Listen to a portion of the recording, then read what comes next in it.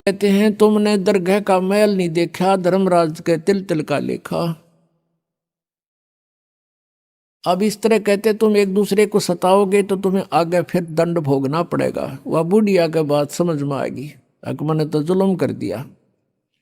उसके बाद अपनी पुत्र वधू को वो बिल्कुल शांत रहे, बोले नहीं फालतू।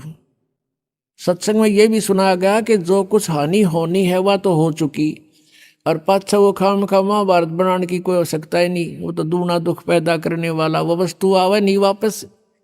एक दिन क्या हुआ, वो पुत्र वधू गाय भैंस का दूध निकाल के और ऊपर कड़ियों में कड़ा डाला कर दे, हुक लंबा सरिये का हुक ला देते और उसमें बाल्टी टांग देते थे कड़े में, हुक में, कुत्ते बिल्ली से बचाने के लिए। अब उस पुत्रवधू ने वो ऊपर, क्योंकि ऊंचा होता था, गर्दन नीचे रखनी पड़ती थी, यूं कर टांगन लगी, वो की तो उल्टी साइड में लग गया।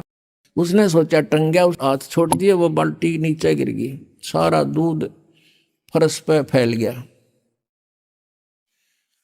अब पुत्रवधू ने देखा बुढ़िया की तरफ कि होगी ओन अनो बेरना कई दिन का सांग हो गया यो।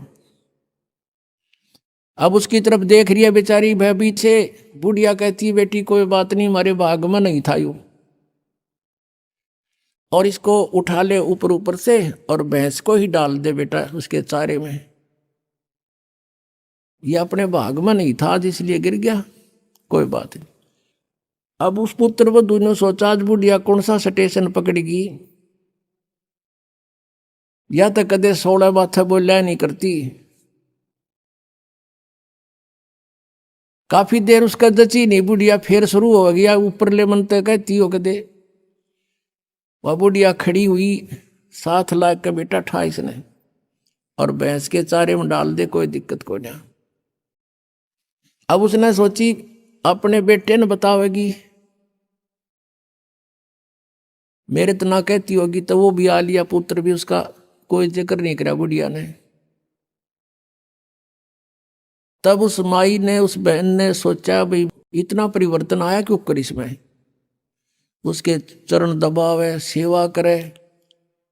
फिर पता चला कि बेटी मैं सत्संग सुन के आई हूं,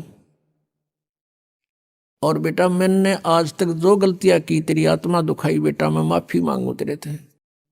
वह पुत्र वधू रोन लाग गई, बोली माँ कोई बात नहीं, अब तो माँ तुल और मेरे हित में ही कुछ कहती थी।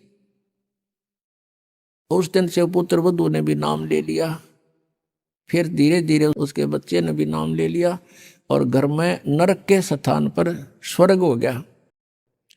अब इस परमात्मा की वाणी से, ज्ञान से स्वर्ग तो यही हो जाएगा, और सतलोक हमने जाना है, फिर भक्ति करके वहां सतलोक चले जाएंगे, महासुख वहां हो जाएगा। इसलिए कहा कि सत्संग की आधी घड़ी और तप के वर्ष 1000 तो भी बराबर है नहीं, कहे कबीर विचार।